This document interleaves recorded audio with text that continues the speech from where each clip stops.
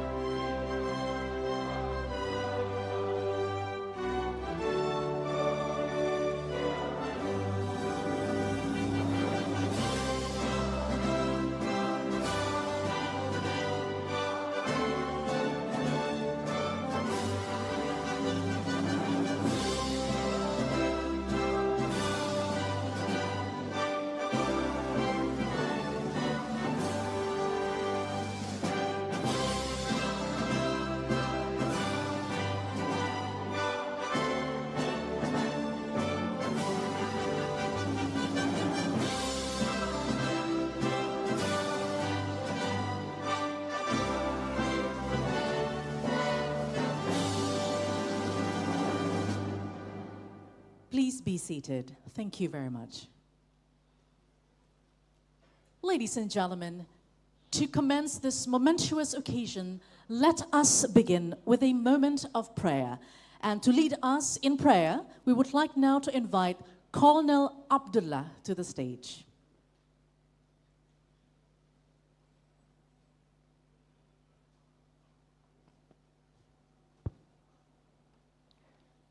Honorable guests, let us take a brief moment to bow our heads and offer a prayer to the Almighty God, is according to our own faith and belief. I will lead the prayer in the Islamic tradition within the spirit of our shared national harmony. A'udzu billahi minasyaitonir rajim. Bismillahirrahmanirrahim. Assalatu wassalamu ala asyrafil anbiya'i wal mursalin. Sayyidina Muhammadin wa ala alihi wa ashabi ajma'in. Walhamdulillahi rabbil alamin. O Allah, Lord of the world, we offer you our utmost praise and gratitude by your mercy and grace. You have united us in the 9th Jakarta Geopolitical Forum under the theme Geoeconomic Fragmentation and Energy Security. Amid a rapidly changing global landscape, you have granted us the opportunity to reflect, dialogue, and pursue collective solution for the common good. O Allah, the Most Wise, guide our thoughts with clarity, openness, and wisdom. Bless all leaders, scholars, and participants with insight, sincerity, and spirit of cooperation across the borders. May this forum serve as a meaningful contribution toward peace, justice, and sustainable global progress. O Allah, the Almighty, protect our nation and unity from division, conflict, and energy and economic crisis, strengthen global solidarity, so we may work together toward a more stable, hopeful, and resilient future for the next generation. Rabbana atina fid dunya hasanah wa fil akhirati hasanah wa qina azabannar. Walhamdulillahi rabbil alamin. Thanks, may God bless all. Thank you very much, Colonel Abdullah, to have led us in prayer. Ladies and gentlemen, we now invite the Governor of the National Resilience Institute of the Republic of Indonesia to deliver his opening remarks. His Excellency Dr. Haji Tubagus Aceh Hasan Shadzili, MSI. The stage is now yours.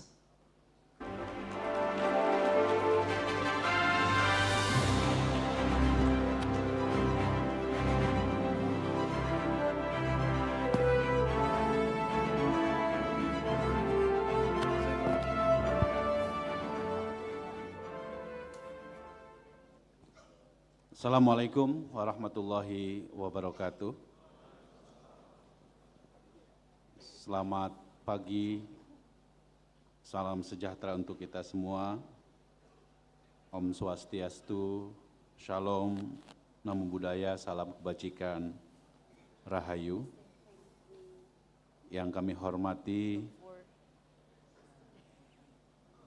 Menteri dan Wakil Menteri Kabinet Republik Indonesia, hadir di tengah kita Wakil Menteri Pertahanan Republik Indonesia,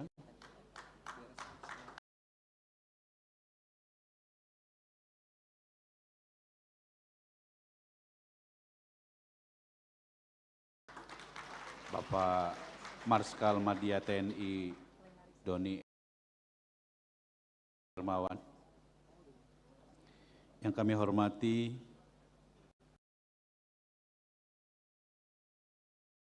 Bapak Kepala Kantor Komunikasi Presiden, Bapak Hasan Nasbi,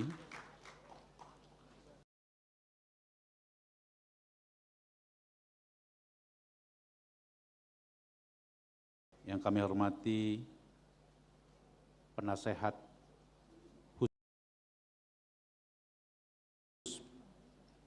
Presiden Republik Indonesia bidang energi, Bapak Profesor Purnomo Yusdiantoro,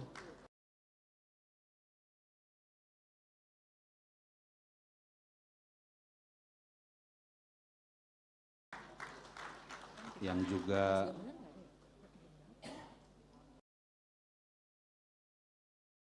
mantan Wakil Gubernur Lemhannas Republik Indonesia, yang kami hormati mewakili para menteri, para pimpinan lembaga negara,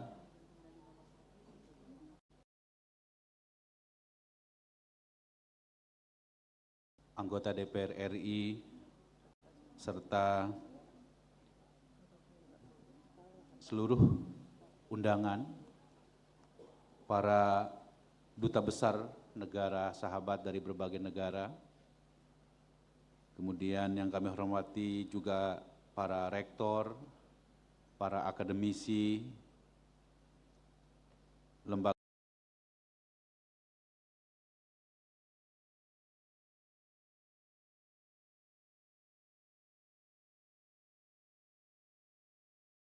think tank dalam dan luar negeri, pimpinan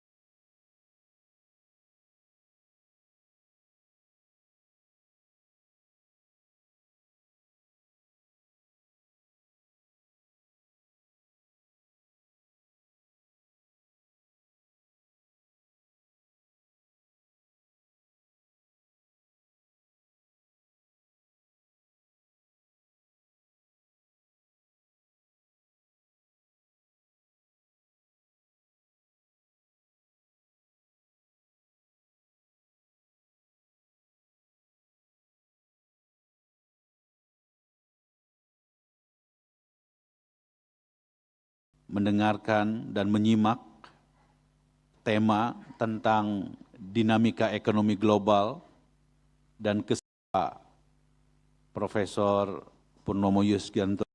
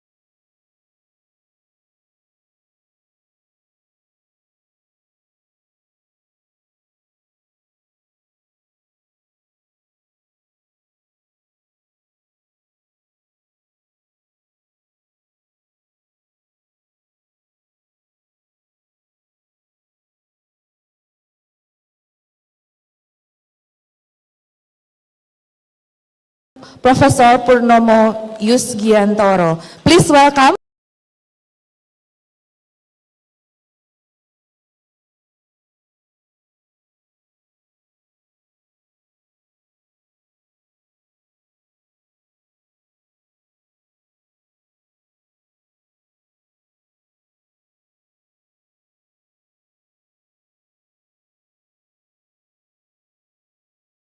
And the third speaker would be Mr. Thomas Wagner, Head of Energy Working Group.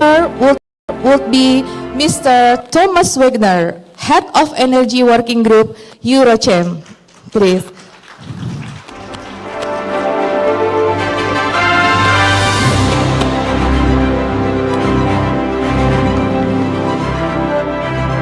Okay, we will start this session. First, maybe we already know for the topics of this session is about how to the balance of power in advancing renewable energy in the current geopolitical situation. And maybe we can discuss about how do geopolitical shock reshapes the economics of renewable, and can resource-rich nation like Indonesia convert minerals into strategic leverage, and what policy, finance, and global cooperation frameworks that are needed next. So, yeah, we also maybe, there are a lot of questions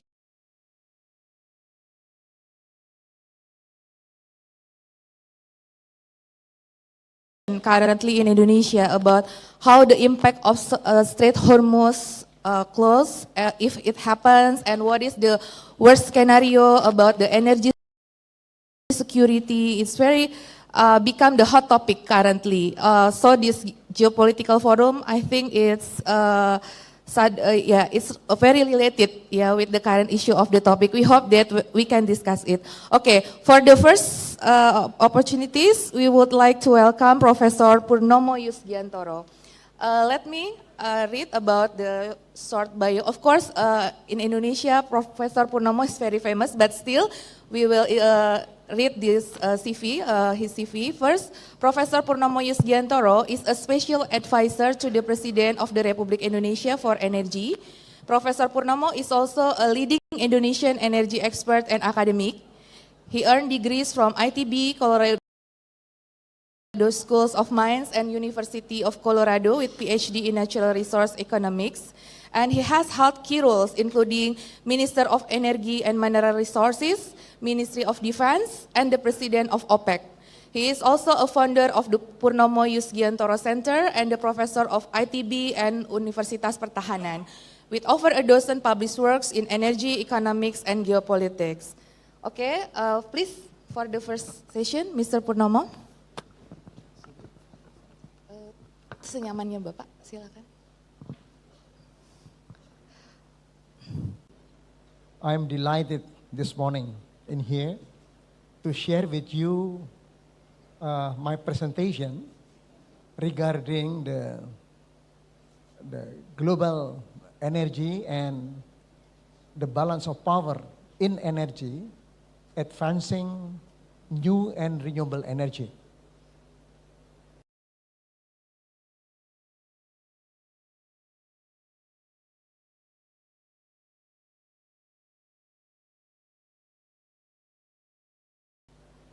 First, I would like to show you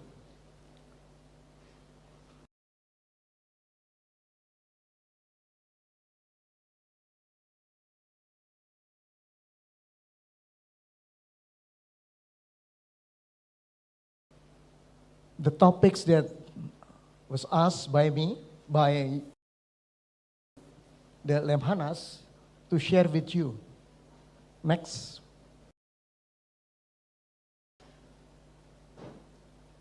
Next. This is the table of content that I want to present to you. The first, I'm going to talk the global idea. The global idea of the energy, geopolitics of the energy, and then I will go down to talk about specifically in Indonesia. Next. Let me start first with the global energy geopolitics. Next. If we look at from time to time, especially in 1970, when there was the Club of Rome, the actually Club of Rome really pessimist about what's going on in the natural resources. What they believe before is that the world gonna be in a doomsday scenario. Why that happened?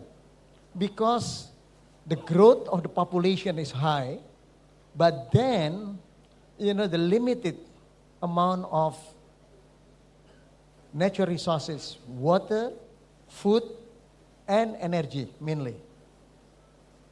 But what scared us in 1970 is not happened today. Why? Why? I think it's because of technology, because of the technology innovation. Next. This is the jump up and down of the oil prices. If we talk about the energy, actually we don't talk about the supply and demands in the economics. No, forget it.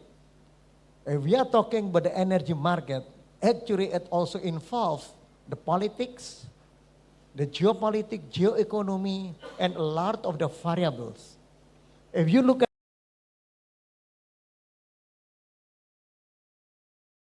from time to time, the oil prices up and down is because of the politics.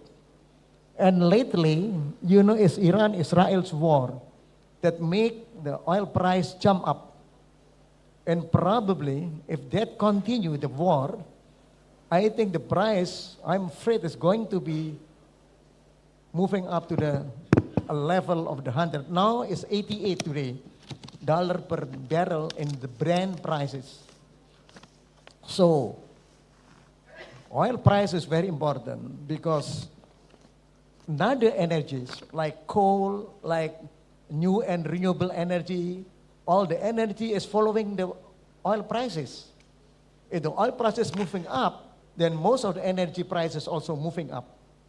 So oil price is got to be watched by us.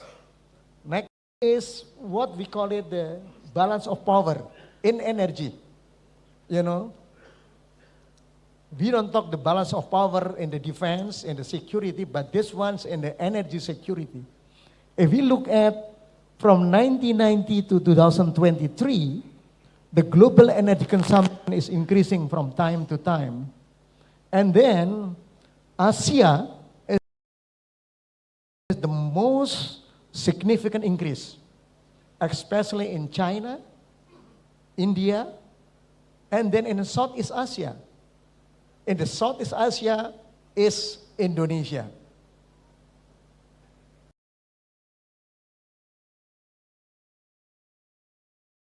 So if we look at there, you know, the largest share is really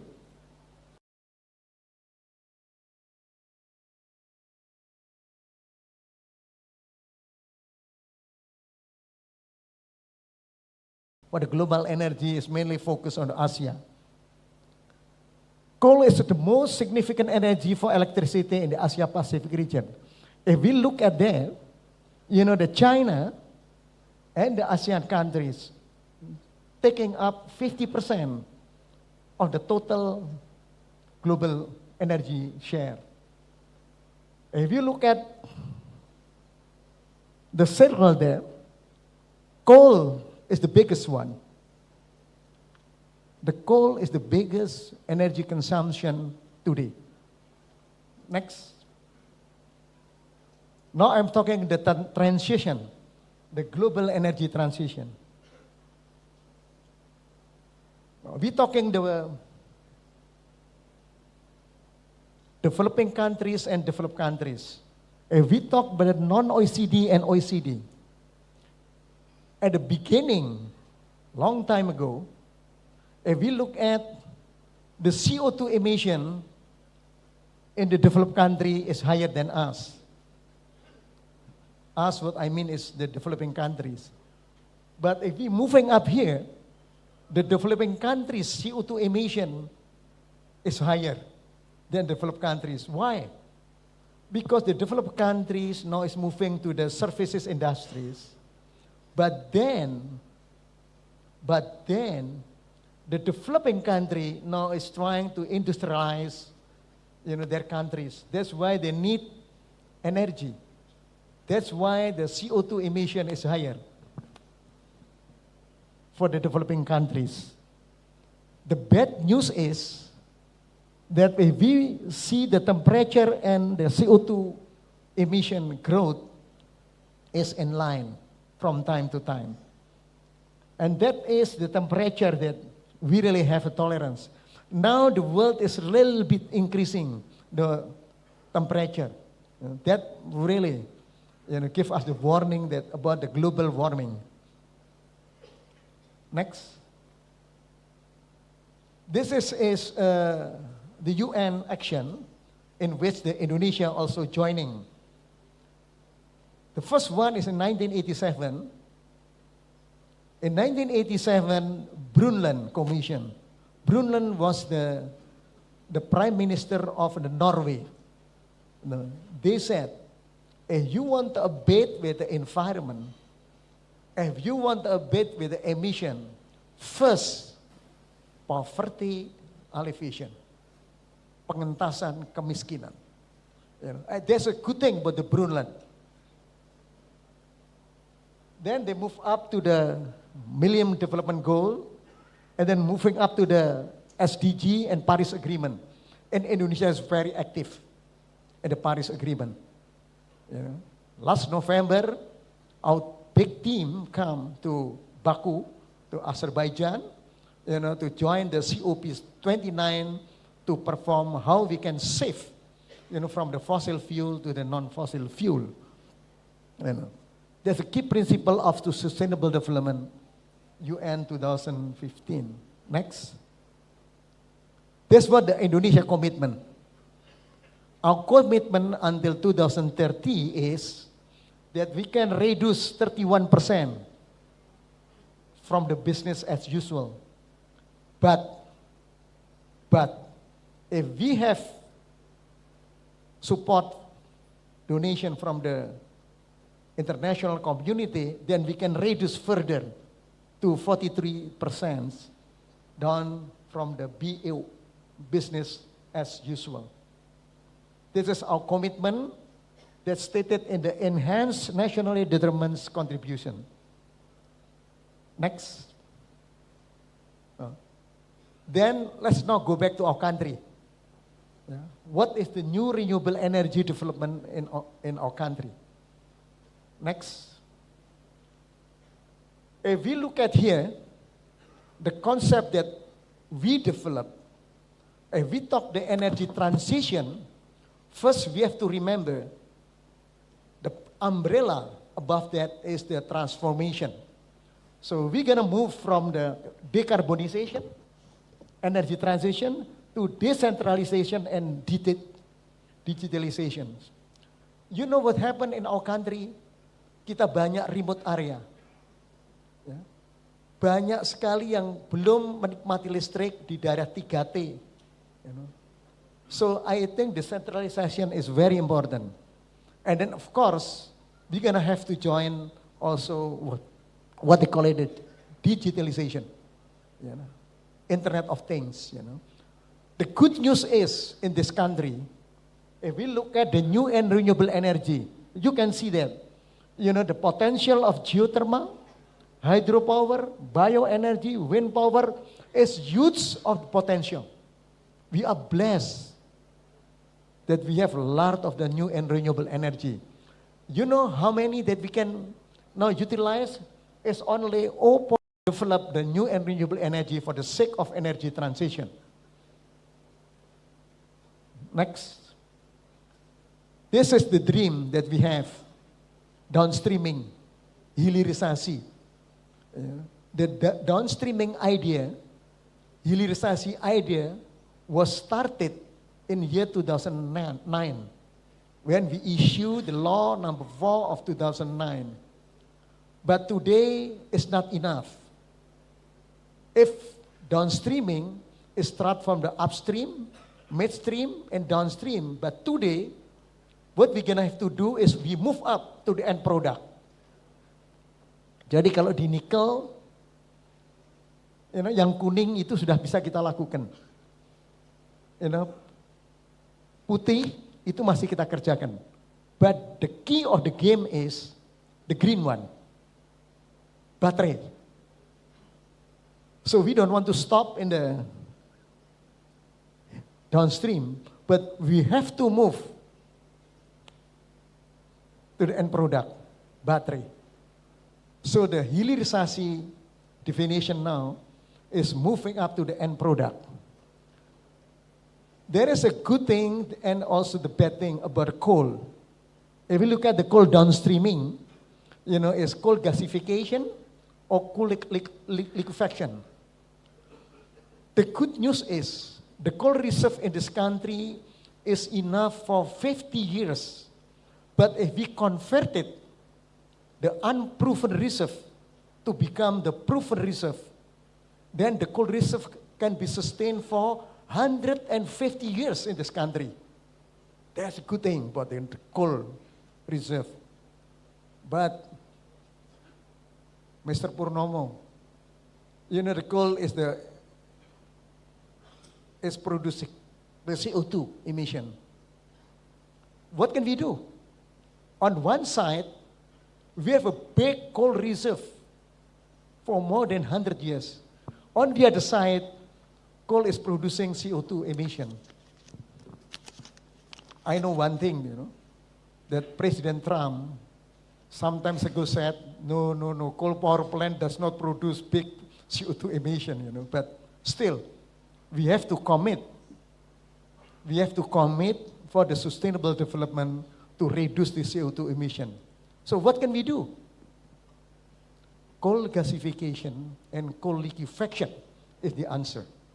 So our government is moving to the right direction for the coal gasification and coal liquefaction that will reduce also the CO2, and they will also help need your participation to also join to develop the energy, because energy is very important for our nation and also for the global.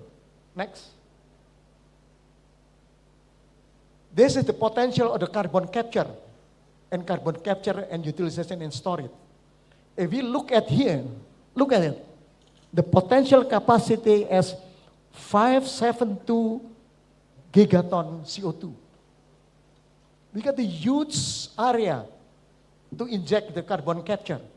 So carbon capture, utilization and storage is the new prospect of our business, but also prospect for the joining the sustainable development to reduce the CO2 emission. That's Indonesian future.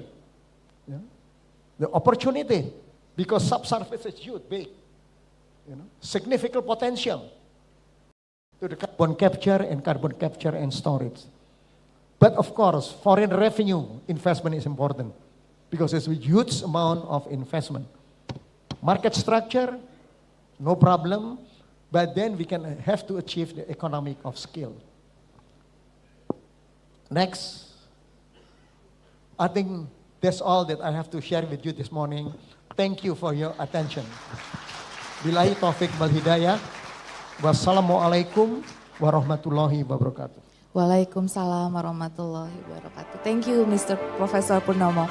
Okay, Mr. Professor Purnomo has already discussed very comprehensive about global economic trends and energy transition, about how the potency of our energy and how about the relation between energy and economy and what is the challenge and opportunities. Okay, because we anticipate that Mr. Purnomo could be, maybe would be leave earlier, I open the floor for the question. There are maybe 2 questions. Please for the committee to prepare 2 questions to Mr. Purnomo. Okay.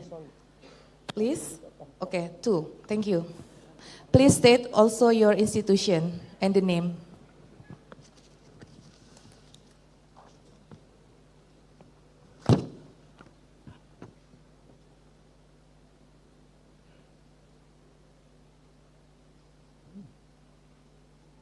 Thus, I'm First Admiral Arif Badruddin, sir, from the Lemhannas RI.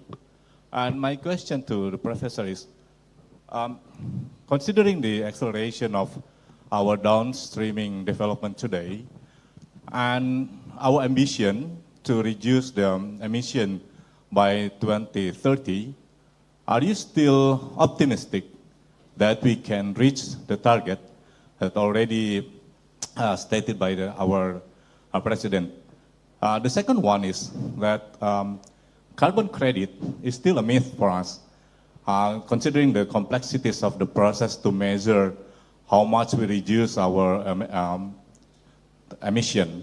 So do you think it is really possible for us to have carbon credit as one of our income for the future? Thank you, sir. Okay, thank you. Second question, please. Satu-satu dulu. Oh, okay. Please. Okay. To answer.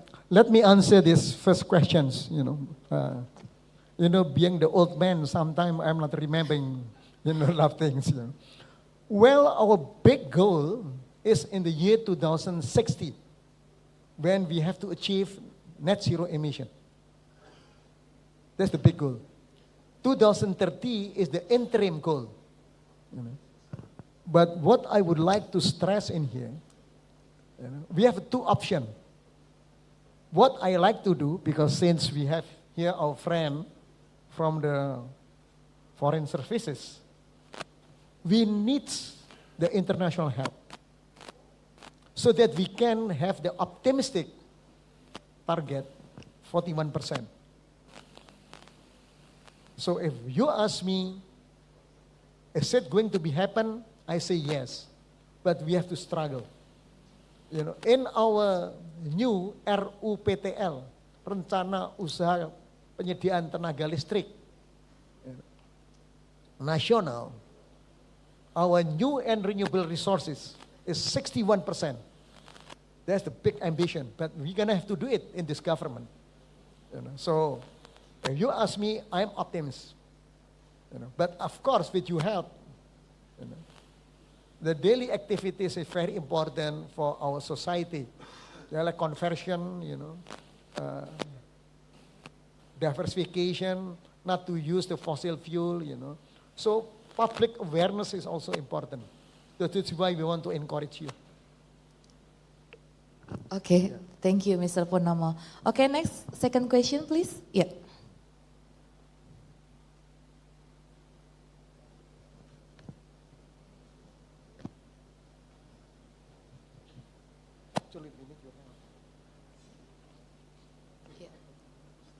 For the mic and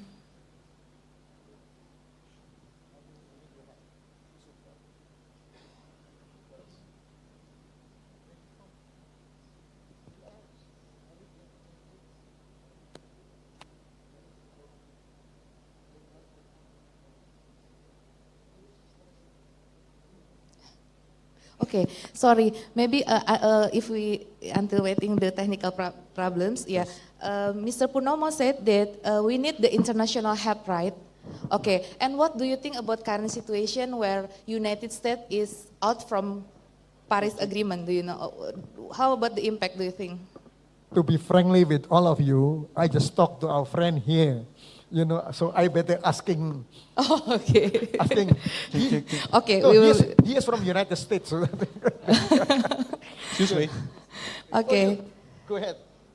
Excuse me, can I ask questions? Yeah. Okay. Please.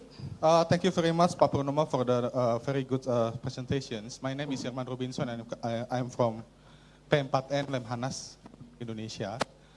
I've got questions regarding the transitions, because we know together that climate change brings up two types of risk. The first one is a physical risk.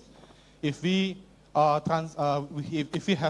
very slow transition, of course, this will impact our natural resources and also impact our economic, like harvesting. But at the same time, if we have very slow transitions, there will be what we call transition risk, because transitions to the green energy will be, of course, takes also some cost.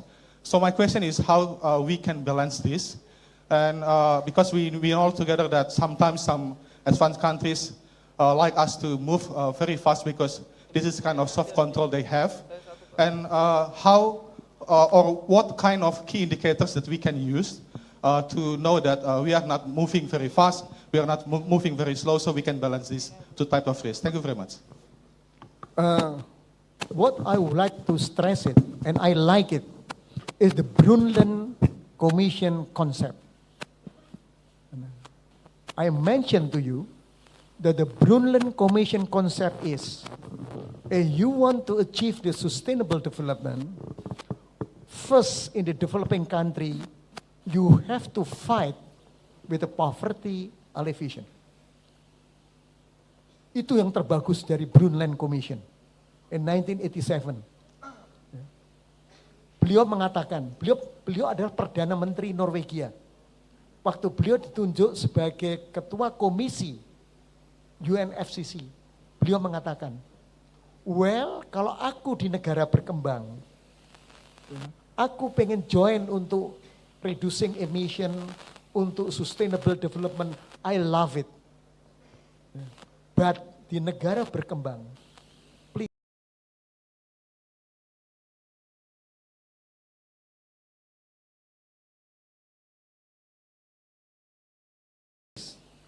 ada poverty. Dan inilah yang harus di-alleviate.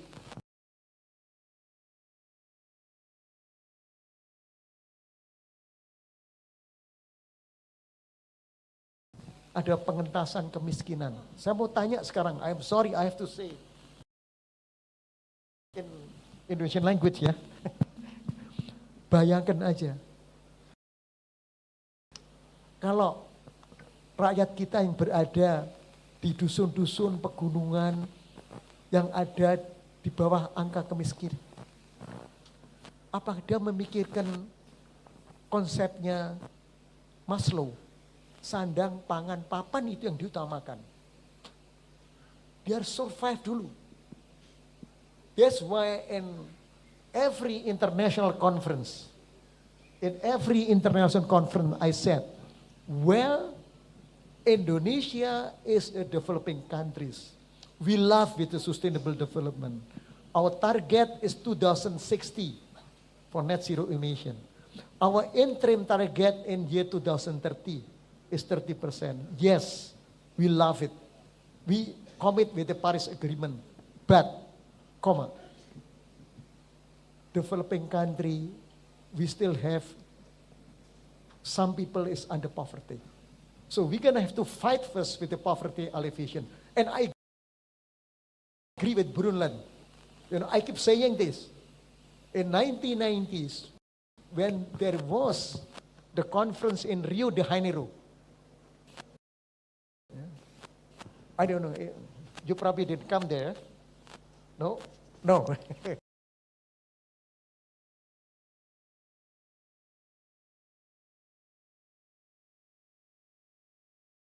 You didn't come there, yeah?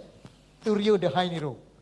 The first conference they said, we love the sustainable development. But wait a minute, developing country is different. It's not slow, but you have to tackle, the priority first. What is that? Sandang, pangan, papan. Itu teorinya Maslow. Jadi, bukan berarti kita nggak mau ikut-ikutan developed countries. But we love reducing the emission. We have a target. But remember, we still have our friend, our people that's under the poverty line. So we move forward and we need your help. Yeah. I just asking him, why don't you speak? Can you help us? Please, Mr. No problem, yeah.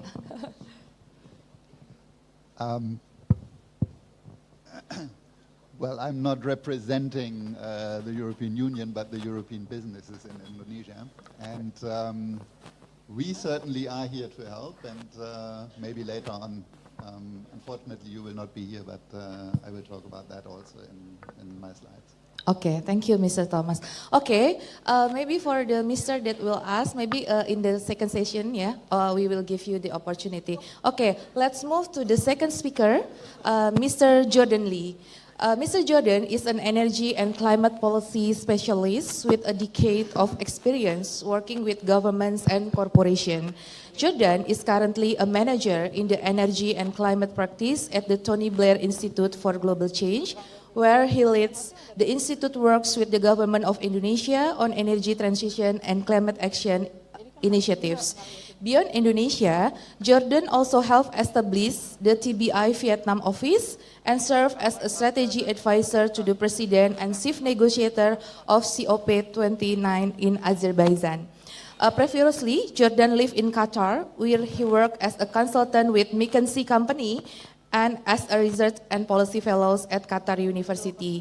He began his career at the United States Department of Energy in the Office of Energy Policy and System Analysis. Jordan also has a certificate in energy studies and BA in modern Middle East studies from Yale University. Okay, along with all his long CV, we believe that you can give us also the suggestion, yeah, the question like, how about the impact of the US out from the Paris Agreement and then the current situation? Please, time is yours. 15 minutes, about 15, thank you.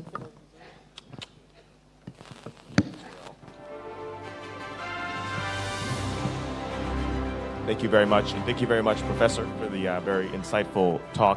Good morning, everyone. Thank you all for coming. As mentioned, my name is Jordan Lee from the Tony Blair Institute for Global Change. Although I am from the United States, I'm not here representing the United States, nor I must admit, can I always understand what the United States government is doing.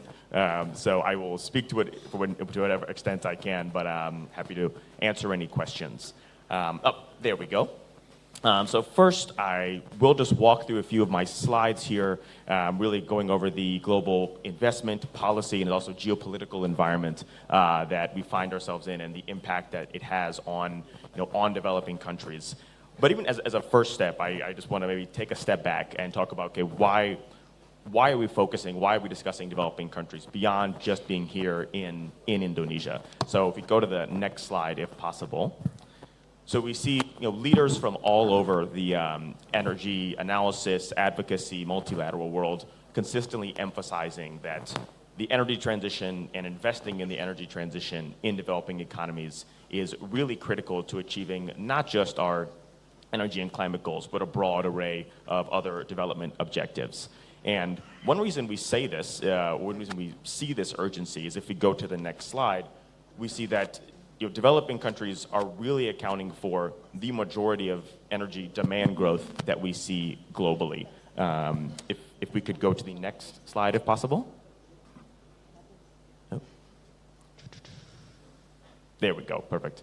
So we see historically, developing countries are accounting for the majority of energy demand growth, and even in some years, for example, 2019, 2023, accounting for all of the demand growth that we saw across the world. So as demand, let's say, shrunk in places like the United States, Canada, and then the EU, it grew very aggressively in developing or really non-OECD countries.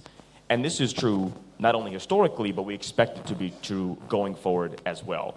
Even as so much of the world excels to emerging economies, even particularly in Asia, so the ASEAN region, India, the Middle East, are going to really be the centers of energy demand growth, which is why this investment in the energy transition and energy sector overall in developing countries is so critical. So that's why this is important, but if we go to the next slide, we are introduced to the complication, and that is, despite this urgency, despite all this growth, only 15% of global, let's say, clean energy investment is going to developing countries outside of China. It is really concentrated in the US, in Europe, and in China, with China being the sort of undisputed leader globally. So despite all of this importance and this urgency, there's still something blocking this much needed investment in the energy transition in these countries. Which is impacting the sector in all types of ways. But because we're not just going to look at investment overall, if we go one more slide forward, we see that beyond these sort of investment blockers, we also see different policy and geopolitical challenges as well. If we could move on to the next slide, if possible. Actually, yes, before then, we see there are several, oh, wonderful. Thank you very much. I didn't know you had the clicker. Oh.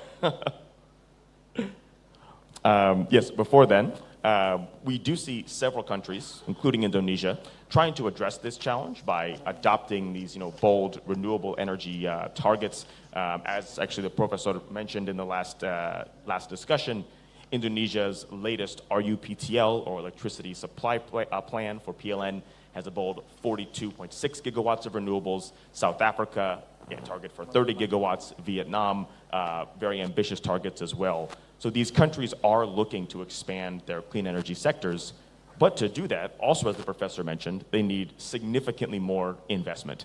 Again, looking at Indonesia, in just the renewable energy generation, the figure comes out to about $11 billion per year of investment need to 2034. That compares to current figures of about $1.5 billion. In Vietnam, you see similar growth needed. In South Africa, similar growth needed. Again, underlining some of the investment that is needed and the challenges that are kind of standing in the way of that. And now, before we get to the beyond just the investment challenges, and let's see. Yes, there we go. Beyond the investment challenges, there are also policy and geopolitical challenges as well. So we see policies that are looking to put some kind of price on carbon to both grow demand for low carbon energy and also try and, let's say, reduce or slow the growth of demand for higher emitting products. But then you also see all kinds of trade tariffs and other supply chain disruptions that are impacting this as well.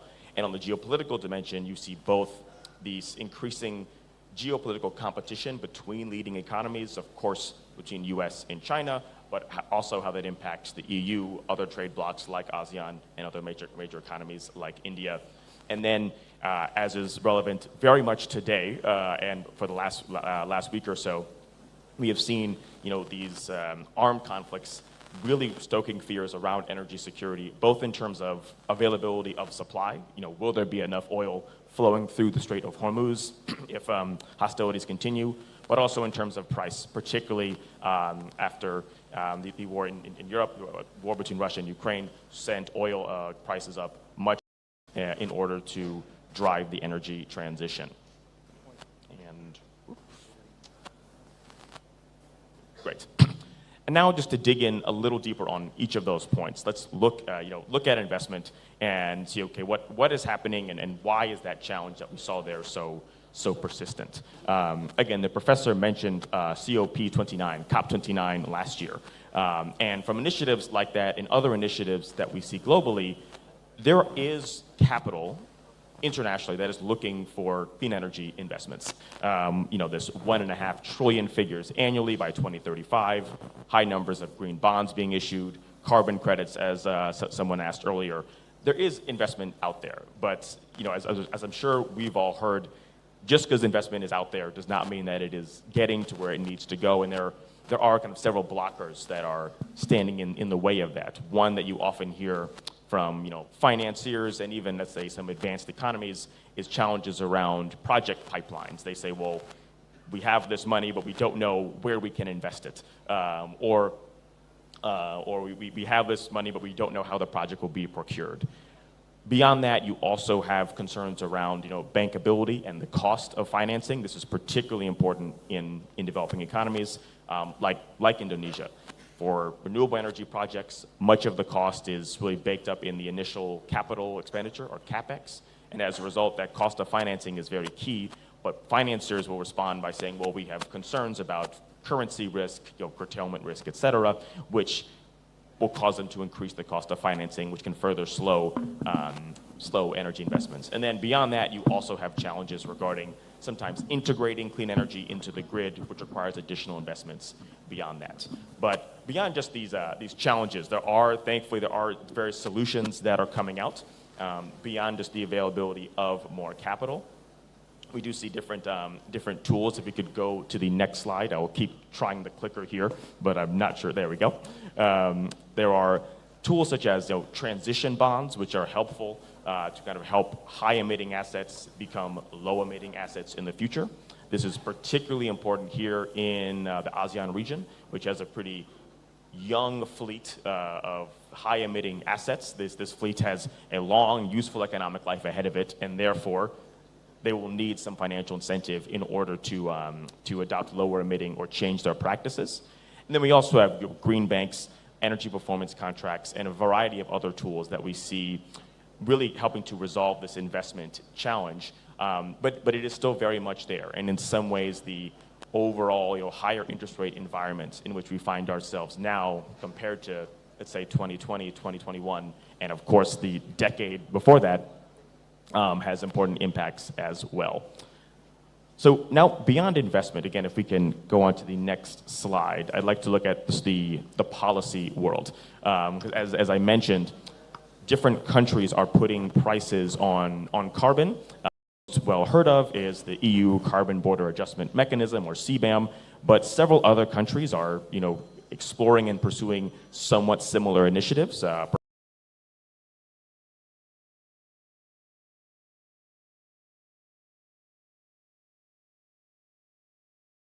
Perhaps most relevant for Indonesia would be Japan and Australia. But even if we look at only the CBAM, Indonesia is still facing billions of dollars of exposure for its assets.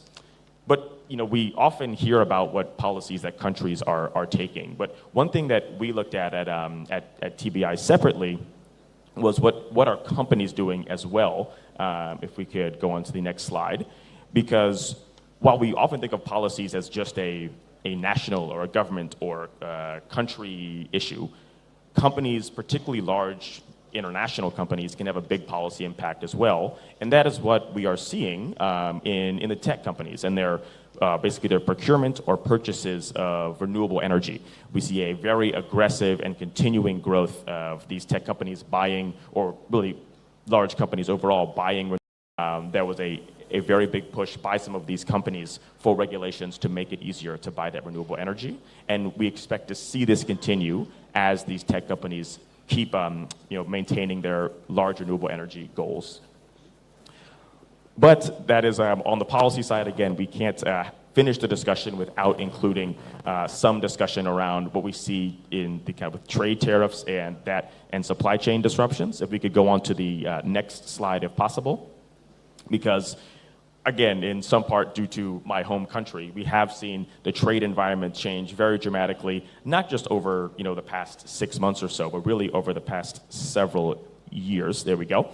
And while we are still waiting on data and details of how it's impacted the trade environment, we have seen a slew of headlines and reports explaining how the tariffs and different other trade-related measures are impacting all kind of economies, particularly within the clean energy supply chain, given how in some ways concentrated that supply chain is in China and its surrounding countries.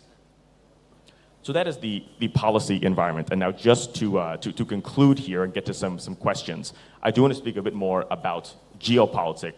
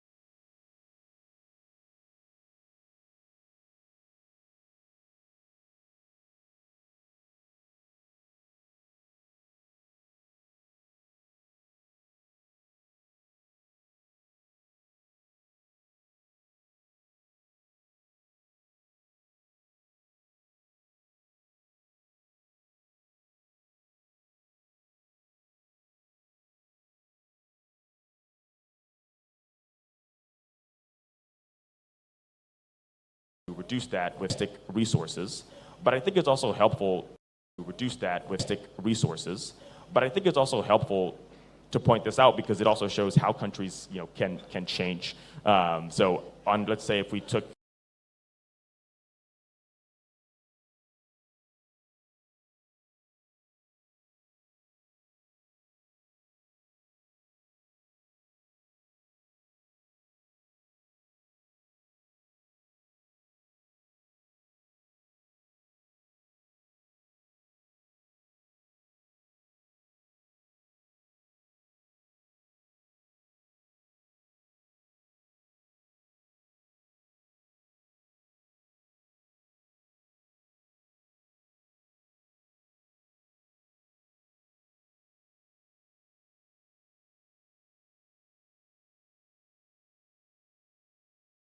the US in 2022.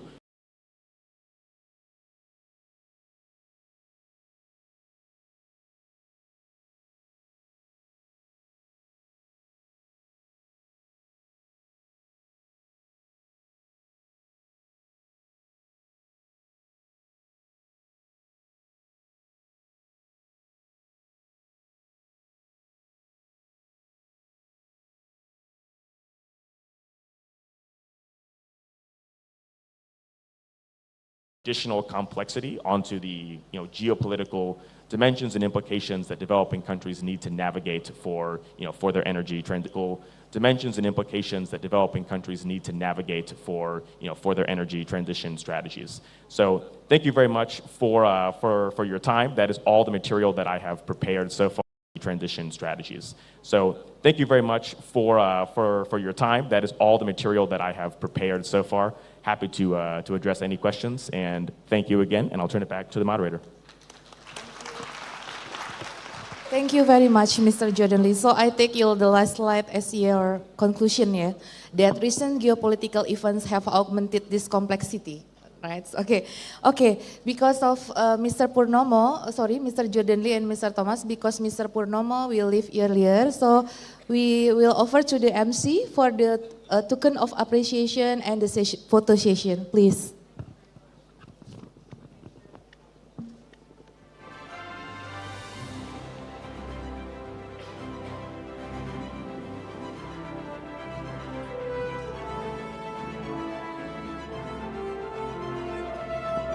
Thank you very much, moderator.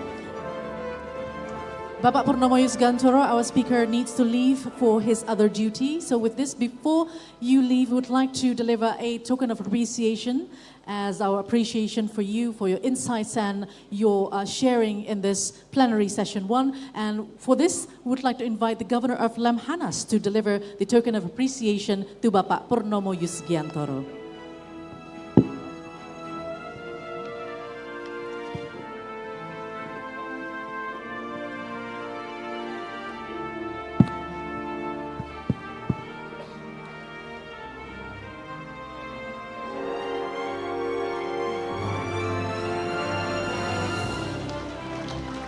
Once again, we thank Bapak Purnomo Yusgiantoro for contributing to this event, especially for his insights in plenary session 1 as a speaker.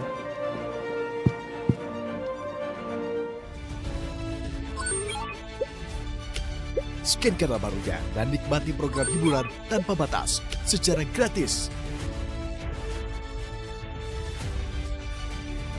Ayo, deretan program menarik, siap menginspirasi dan berubah duniamu.